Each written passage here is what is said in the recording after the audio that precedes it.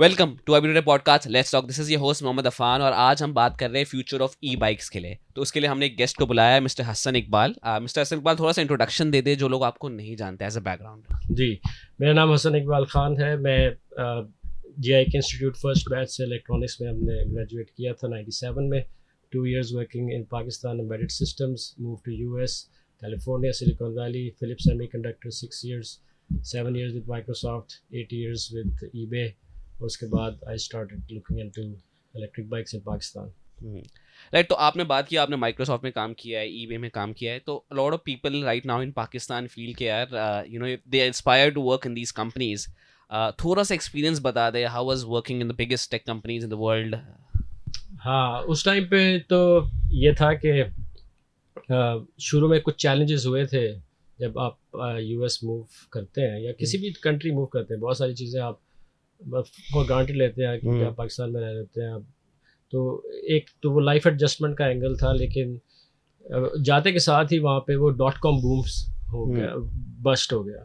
ठीक है। तो फिर अभी आपको कुछ दिनों पहले नज़र आ रही थी बहुत सारी गाड़ियाँ, हर रोज़ कंजेशन होती थी ट्रैफिक की, लेकिन फिर ले ऑफ होना शुरू हो गया। तो वो एक ज़रा टफ टाइम था। और we I was on H1B visa. तो हमें वो भी था कि भाई अगर जॉब चली गई तो we'll have to move back to Pakistan. तो वो काफ़ी टेंस पीरियड रहा था, लेकिन अल्हम्दुलिल्लाह जॉब रही, स्टेटस रहा।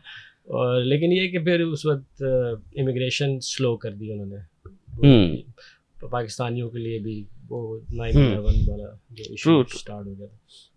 तो खैर, but Microsoft was very generous. उन्होंने कहा कि आप कि हम लेबर अप्रूव्ड जॉब देते हैं, आप आएंगे, आपका ग्रीन कार्ड एक मतलब साल में मिल जाएगा आपको। तो that's how things went better for me when I join Microsoft. उधर ओवरऑल एक्सपीरियंस बहुत अच्छा था, क्योंकि it's a very large corporation. Software की जो डेवलपमेंट के स्किल्स आप डेवलप करते हैं वहाँ पर काम करके, आई थिंक वो प्राइसलेस है। तो जिस तरह से आप सॉफ्टवेयर को देखते हैं कि किस मार्केट में किस तरह से डेवलपमेंट होती है, ग्लोबलाइजेशन, लोकलाइजेशन, एक्सेसिबिलिटी, कि एक ब्लाइंड आदमी कैसे माइक्रोसॉफ्ट विंडोज़ को यूज़ करता है, वो चीज़ें हमारे लिए बिल्कुल नई थी उस टाइम पर। कि अच्छा माइक्रोसॉफ्ट की ऑपरेटिंग सिस्टम की इतनी डेप्थ है कि एक ब्लाइंड आदमी उसको यूज़ कर सकता है, इन्होंने ये चीज़ें डाली हुई हैं। मतलब तो वो वाला एक्सपीरियंस बड़ा अच्छा था। Right, so working at, and then how was eBay? So eBay was again amazing experience. It's also a large corporation, but not as large as Microsoft. Microsoft तो उस टाइम पे इतना मतलब लार्ज था कि जो इमिग्रेशन वाले इश्यूज थे वो उनको अफेक्ट ही नहीं करते थे। तो कहते थे ये हमारा बंदा है, इसका आप वीज़ा करें। True. They were yeah. लेकिन eBay नहीं थी ऐसी, but still eBay was a little different के उसमें वहाँ पर बाइंग और सेलिंग और ई कॉमर्स का बड़ा अच्छा एक्सपीरियंस हो गया था। क्योंकि इट्स इंटरनेशनल, उनकी ऑफिसेज हर जगह है, और चाइना में भी है। I had a chance to go to Shanghai as well as part of, क्योंकि वहाँ पे मेरी एक टीम बनना शुरू हो गई थी। When I became director software. तो overall I learn a lot from eBay software practices. हमने वहाँ पे बेसिकली मेरा रोल ये था कि जो कंटिन्यूस डिलीवरी का एक ट्रेंड स्टार्ट हुआ था।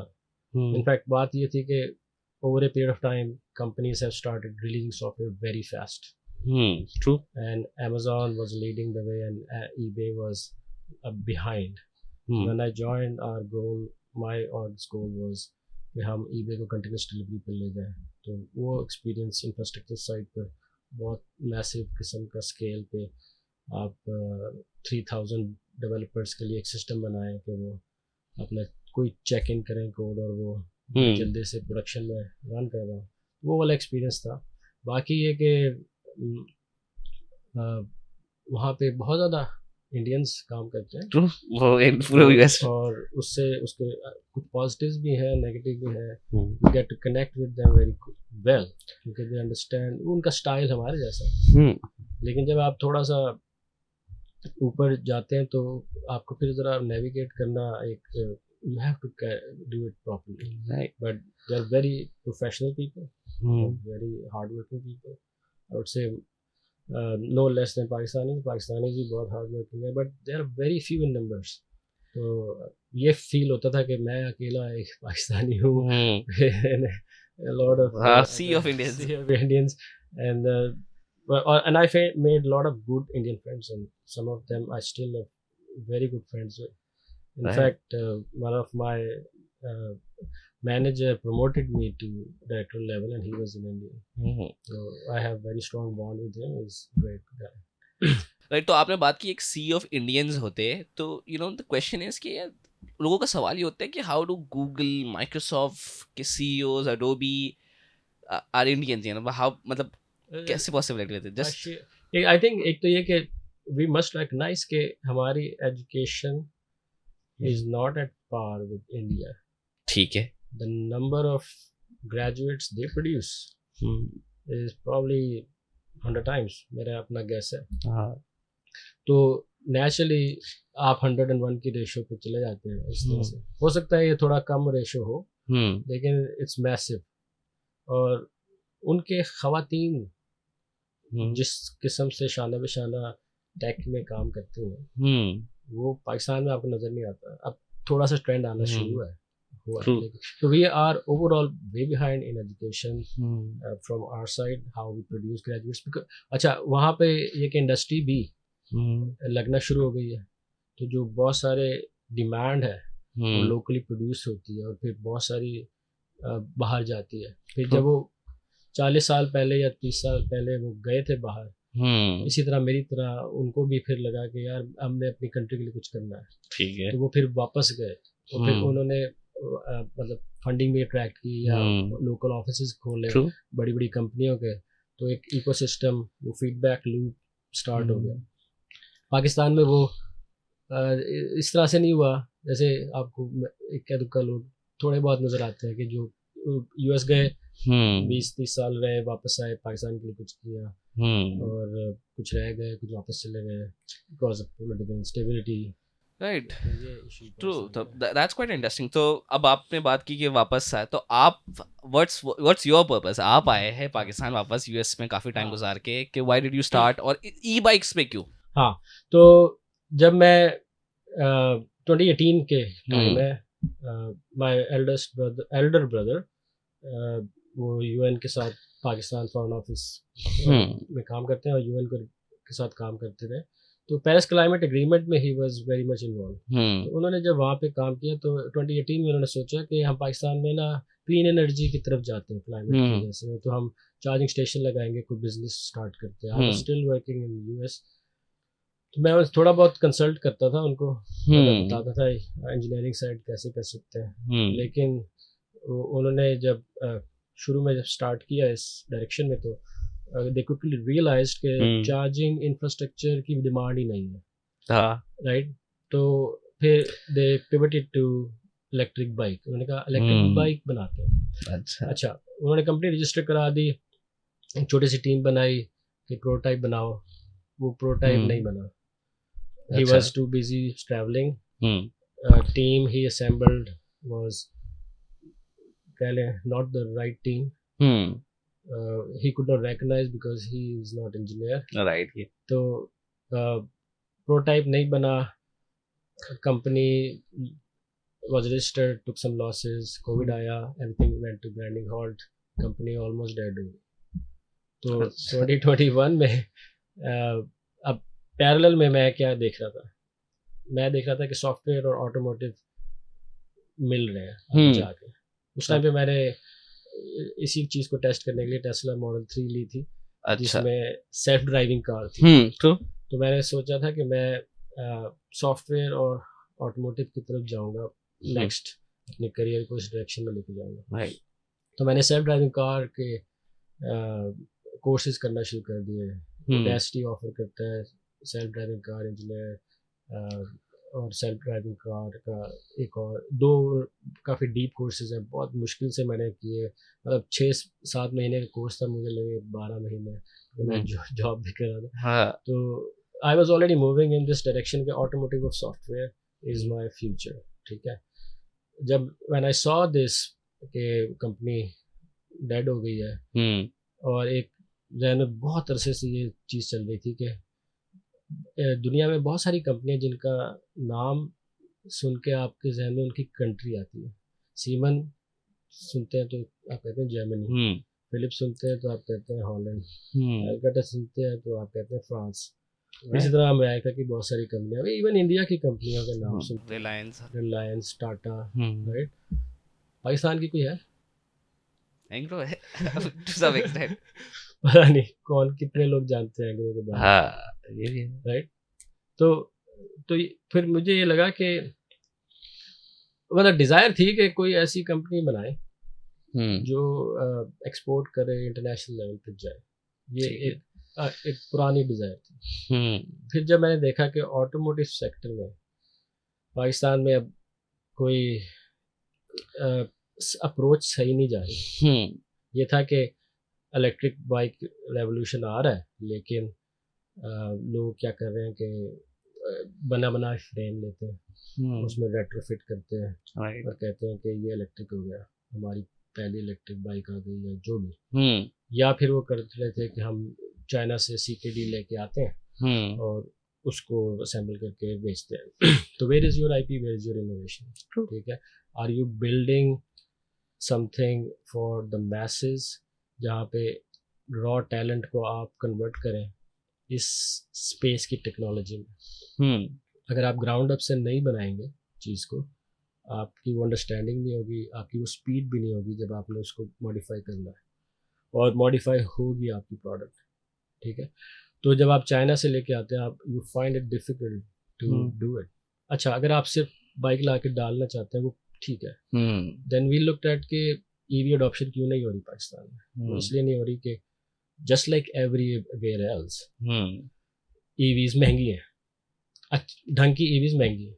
ट्रू। 1.5 लाख की आपको अभी CD70 मिल रही है, तो इक्विवेलेंट 70cc लिथियम वाली बैटरी वाली बाइक कोई 2.5 या एटलीस्ट 2.40 तक तो मिलती है।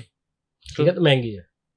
Agreed. तो लोग महंगी तो नहीं लेना चाहते। इन्वायरमेंट का इतना भी शौक नहीं है लोगों को। जनरली हर जगह ऐसी है, पाकिस्तान की बात है। तो environment is not the primary reason to buy electric bike. It's always a secondary reason. तो फिर दूसरा ये कि रेंज कम है, रेंज एंजाइटी है, राइट। चार्जिंग टाइम्स 2.5 से 7-8 घंटे है।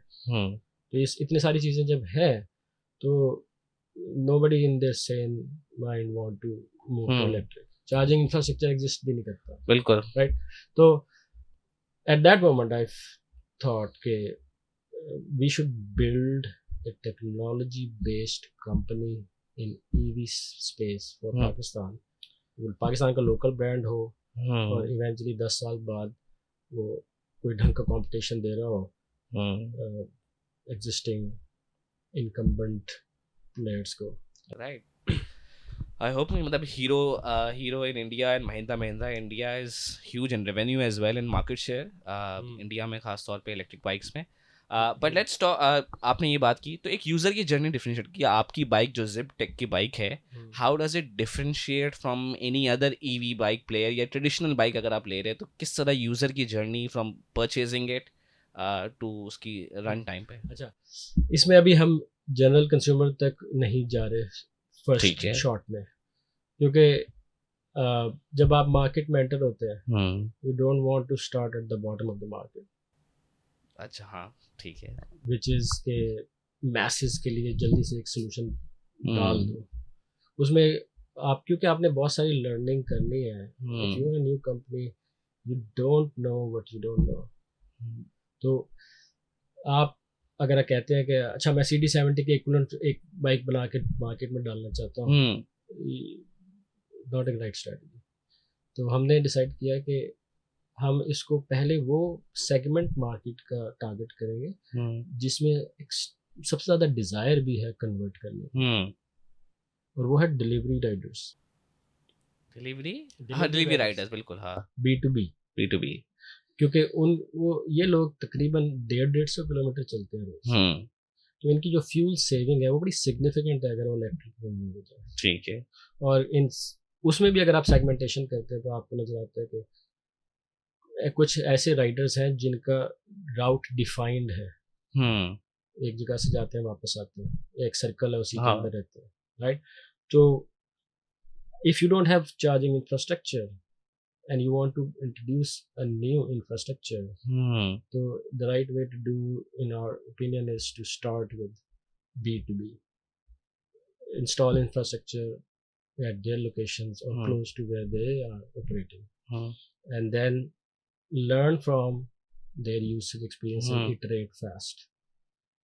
Iteration के लिए आपको ज़रूरी है कि आप टेक्नोलॉजी स्टैक ऑन करते हो और इम्पोर्टेड कम से कम हो। तो आपकी 100% लोकलाइज है? नहीं, 100% पाकिस्तान में अभी पॉसिबल नहीं है। ठीक है। और इतना बड़ा प्रोजेक्ट किसी की अगर एपेटाइट है भी तो लेना नहीं चाहिए कि आप 100% और जीरो से स्टार्ट करें सब चीज़ें। तो हमने वहाँ पे सेगमेंटेशन की है कि बाइक का डिज़ाइन, बाइक का चेसिस, बाइक की बॉडी और जितने भी पार्ट्स मैक्सिमम लोकली अवेलेबल हो वो, अच्छा, वो हमारे लोकलाइज्ड है। Batteries are important mostly. Battery pack भी हमारा अपना है। अच्छा, क्योंकि बैटरी सेल्स तो आपको इंपोर्ट करने ही है, क्योंकि वो एक 100 मिलियन या हंड्रेड्स ऑफ मिलियंस या बिलियन डॉलर की इंडस्ट्री है। अगर आप सेल्स को पाकिस्तान में प्रोड्यूस करना चाहते हैं तो वो अभी किसी में एपेटाइट नहीं है या वो बन नहीं सका अभी तक। आई होप इन फ्यूचर हो जाएगा। एक्साइड वाले या कोई जो एग्जिस्टिंग बैटरी मेकर्स हैं, they might want to go in direction, क्योंकि उससे पाकिस्तान को फ़ायदा हो सकता है। अच्छा, तो सेल्स हम इंपोर्ट करते हैं, लेकिन और BMS इंपोर्ट कर रहे हैं फ़िलहाल, लेकिन BMS हम कन्वर्ट करेंगे लोकलाइज। बाकी जो उसकी बैटरी पैकिंग है, उसकी जो इंजीनियरिंग है कि उसको हीट डिसिपेशन कैसे होनी है, वाटर प्रूफिंग कैसे होनी है, वो हमने खुद की, राइट जी। तो बैटरी पैक्स हमने खुद डिज़ाइन किए हैं। उसके बाद हम तो क्योंकि बैटरी स्वैप स्टेशन की तरफ गए हैं, तो बैटरी स्वैप स्टेशन भी हमने लोकली डिज़ाइन और मैन्युफैक्चर किया। तो ये चार्ज स्टेशन अब बनना शुरू हो गए या? हाँ जी। अच्छा, डिप्लॉय हमने B2B कस्टमर पे किया हुआ है। और वहाँ पे हमारे उनके राइडर्स 150 किलोमीटर पर डे चल रहे हैं। अच्छा। और they are swapping in a minute, battery swap हो रही है 1 मिनट में। And we are moving to other delivery riding companies जिनको ये उन्होंने जब देखा है कि ये इस तरह से काम कर रहा है, सोल्यूशन है, they are also coming and asking कि हम कैसे लगाएं। तो वी आर देयर। तो बेसिकली जो हमने पाकिस्तान में इंडिजिनस, हम अपने आप को बेसिकली ये कह रहे हैं कि we are the first indigenous electric mobility solution maker. I don't think anyone can claim that yet. जितने बाकी अभी तक देखे हमने उनमें कोई मेजर कंपोनेंट या तो बाइक चाइना से आ रही है या बैटरी चाइना से आ रही है या कियोस्क जो बैटरी स्वैप स्टेशन है वो चाइना से या कहीं और से आ रही है। तो एक मेरा एक सवाल था, एक मेरा क्यूरोसिटी है कि ये जो बैटरी का साइज है, इज इट स्टैंडर्ड के ये हर बाइकों का अलग होगा? और फिर जब मास स्केल पे बाइक्स होगी तो हर बाइक की अलग अलग किस्म की बैटरीज है, तो ऐसा कुछ हो सकता है कि आज जैसे एक्साइड की एक स्टैंडर्ड बैटरी है या एटलस होंडा की भी एक स्टैंडर्ड बैटरी है जो सब गाड़ियों में लग सकती है, तो ऐसा कुछ पॉसिबिलिटी है? तो इस पे इंटरनेशनल लेवल पर अभी एक मतलब अलाइनमेंट नहीं हुई है।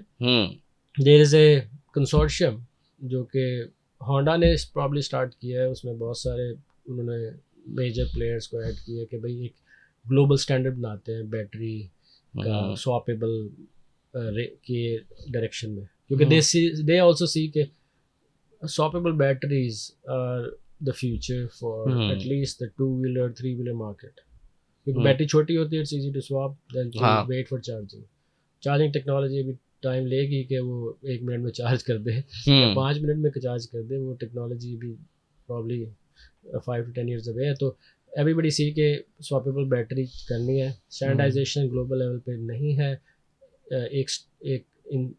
एक हुआ है start process that will take some time।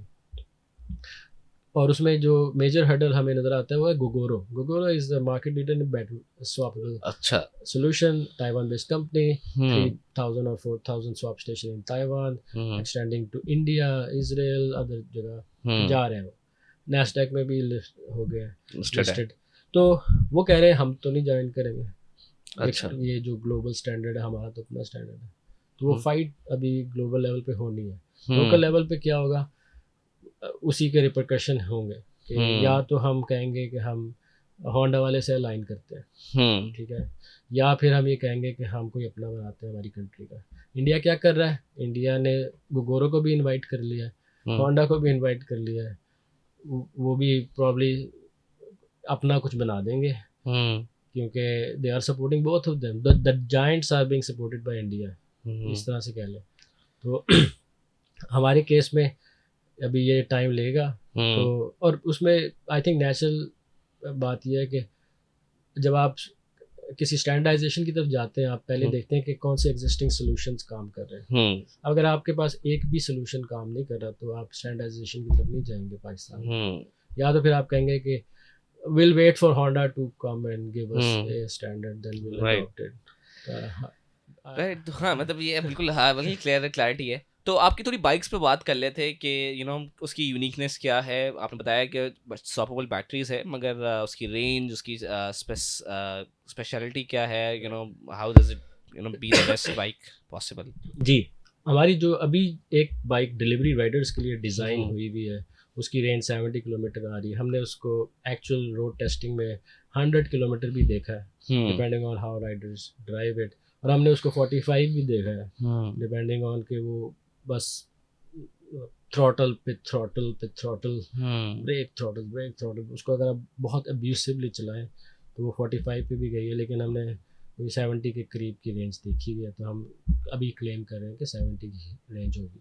लेकिन अगर हम उस बाइक को फर्दर इटरेट करते हैं, जैसे उसका वेट रिडक्शन करते हैं गोइंग फॉरवर्ड, तो हो सकता है वो एवरेज और भी बढ़ जाए। तो कॉस्ट एफिशिएंसी क्या है, मतलब for a buyer that is buying. हाँ, तो अब आपको कॉस्ट एफिशिएंसी में पहले हमने क्वालिफाई करना होगा कि इक्विवेलेंसी क्या है। एक CD70 की इक्विवेलेंट बाइक कौन सी है, कितनी कॉस्ट की आ रही है, और 125 की इक्विवेलेंट कौन सी बाइक किस कॉस्ट पे आ रही है। तो हम जो अभी बना रहे हैं वो 125 के इक्विवेलेंट वाली है, और हमें उसकी अभी तो क्योंकि कम वॉल्यूम्स में है तो हमें वो 2 लाख से 2,20,000 के दरमियान की कोई रेंज नज़र आती है ऑफर करने की। अच्छा, विच is still better then 125, right, क्योंकि 125 इस वक्त 225 की है, समथिंग लाइक दैट। तो the reason we are able to do that is because we are not selling the battery, हाँ, right, we are selling the energy.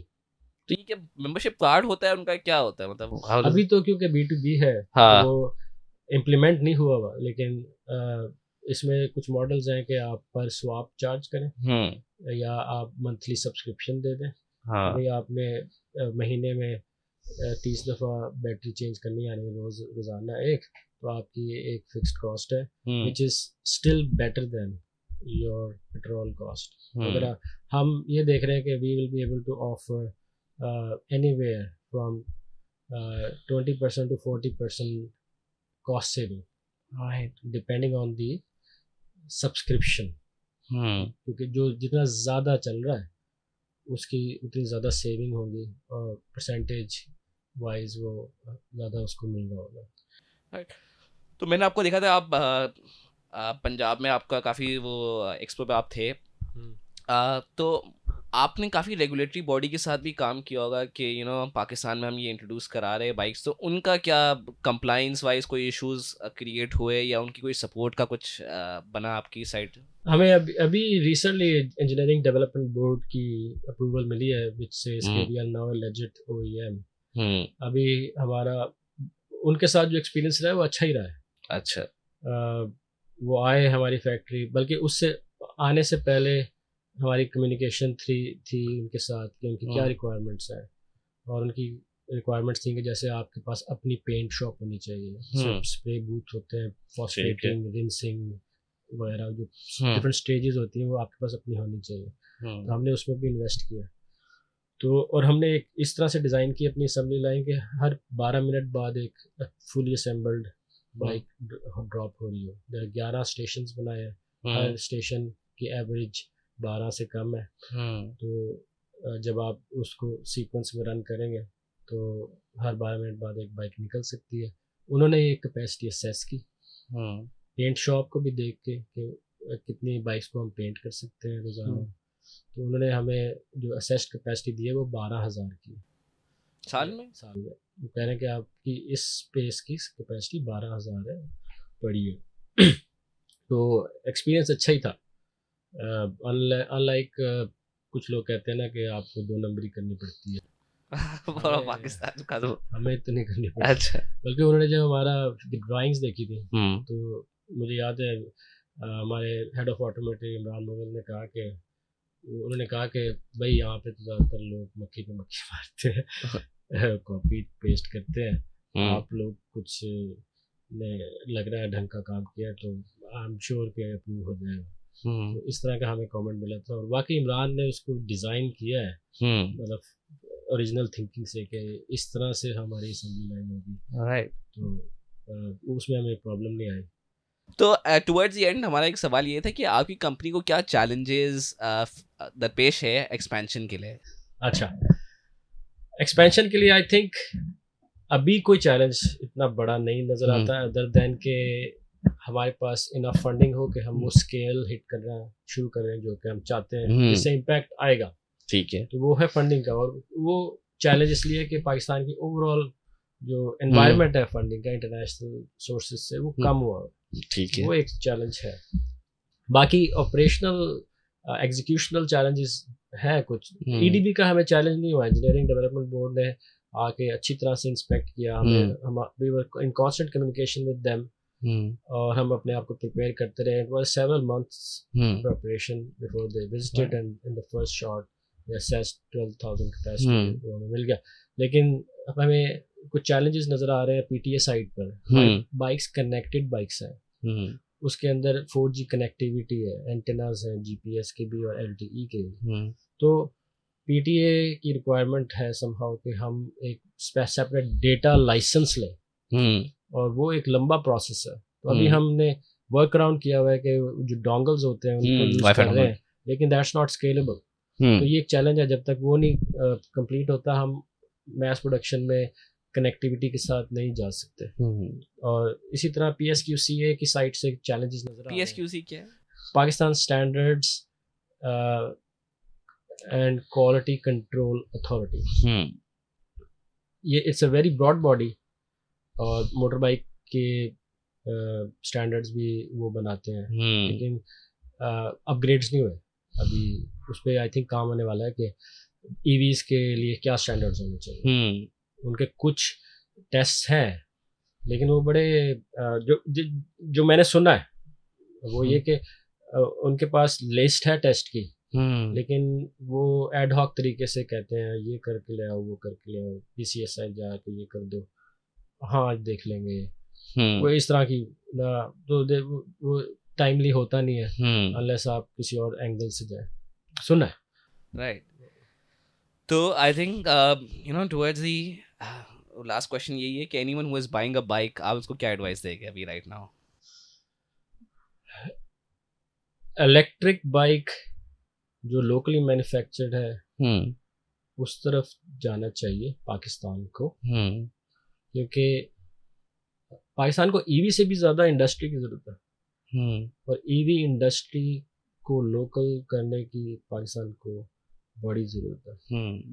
तो अगर इस रीज़न से कोई अफोर्ड कर सकता है बाइक ख़रीदना, तो वो फिर लोकल मैन्युफैक्चरिंग की तरफ जाए, लोकल मैन्युफैक्चरिंग बाइक की तरफ जाए। गो के रिकमेंडेशन हमारी ये है कि गवर्नमेंट लोकल मैन्युफैक्चरिंग को लीड करे by buying only the locally manufactured bike. आप यूएस में देखते हैं जितने गवर्नमेंट के इदारे हैं वो सारे लोकली मैन्युफैक्चर्ड कार्स यूज़ करते हैं, टोयोटा होंडा नहीं यूज़ करते। जैसे पुलिस की जितनी गाड़ियाँ हैं फोर्ड की बनी हुई है, और इसी तरह जो दूसरे डिपार्टमेंट्स हैं वो लोकल गाड़ियाँ खरीदते हैं।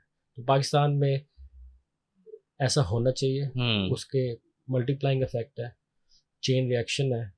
जब ये होगा तो साथ साथ दूसरी इंडस्ट्री डेवलप होना शुरू हो जाती है। ये मतलब एक व्हीकल की इतनी बड़ी सप्लाई चेन होती है कि अगर मुझे एक छोटी सी चीज़ चाहिए और वो उसके लिए भी मुझे बाहर जाना पड़ रहा है, तो नेचुरली कोई बंदा कहेगा मैं प्रोड्यूस कर देता हूँ यहाँ पे।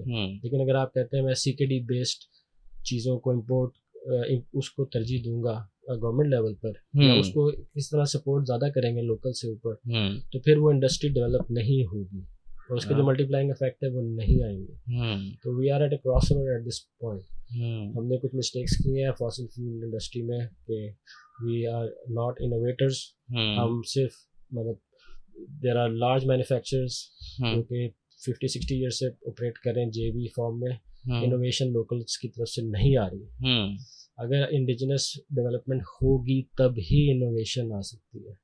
और when I compare this to Indian expertise, आप यूट्यूब पे देख लें, इंडियंस आपको सिखा रहे हैं सॉलिड वर्क्स कैसे यूज़ करना, ऑटोकैड और जिस तरह टूल्स हैं ऑटोमोटिव इंडस्ट्री के डिफरेंट है, वो कैसे यूज़ करने हैं। आपको कोई पाकिस्तानी नज़र नहीं आता ये टीच करता हुआ।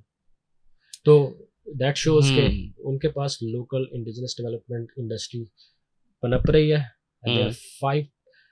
Last year 5% all new vehicle sold in India were electric. I guess Pakistan में कितनी थी? 0.5%। वो भी आई फील जो रिपोर्टेड फिगर है। हाँ, और ये भी देखें कि उनकी है 10 टाइम्स ज़्यादा बड़ी मार्केट, उसमें 5%। तो उन्होंने जिस तरह से गवर्नमेंट लेवल पे पॉलिसी कंस्ट्रक्ट की है, it has enabled them to have much greater adoption of EVs. Right. तो अभी I think a lot of graduates right now thinking abroad, हम बात कर रहे थे, आपके लिए उनका क्या मैसेज है? ज़रूर जाए अब्रॉड, क्योंकि वहाँ जाके जो आप चीज़ें सीखते हैं वो फिर पाकिस्तान के लिए आपको यूज़फुल होंगी। क्योंकि मैंने भी जैसे 24 साल से उधर हूँ, तो मुझे ये ख्याल बार बार आ रहा था कि अच्छा पैसे भेजने के अलावा मैंने क्या किया पाकिस्तान में, राइट। तो ये फील हो रहा था कि यहाँ पे जो कुछ सीखा है उसको अगर अप्लाई किया जाए पाकिस्तान के कॉन्टेक्स्ट में तो इट्स लॉट मोर इम्पैक्टफुल। तो दैट वाज माय रीज़न कि मैं वापस आके इस सेक्टर में, क्योंकि मेरा अपना भी इंटरेस्ट है इस सेक्टर में, कि मैंने काम शुरू किया है। एंड माशाल्लाह there is no dearth of talent, we have really great people. And Pakistan में टैलेंट है, लीडरशिप कम है और उसको निखारने की विल कम है। जब आप बाहर जाएंगे इतनी अच्छी चीज़ें लर्न करेंगे। इंडिया में ये हुआ है, लोग बाहर गए 30-40 साल बाद वापस इंडिया आए, बड़ी बड़ी कंपनियां बनाई, आज इंडिया कहाँ पहुँच गया। तो आप भी ज़रूर बाहर जाएं, सीखें। मुझे कहने की ज़रूरत नहीं है, क्योंकि अगर if you are born and raised here you will have this feeling कि यार मैं वापस जाऊँ, अब कुछ करूँ। तो I'm sure it's good for Pakistan. Right. Thank you, Mr. Hassan, for coming in. I really love the conversation. मुझे बहुत मज़ा आया, बहुत सीखने को मिला, and I hope all those who are watching उनको भी बहुत सीखने को मिला है। मिलते हैं अगले एपिसोड में। अल्लाह हाफ़िज़।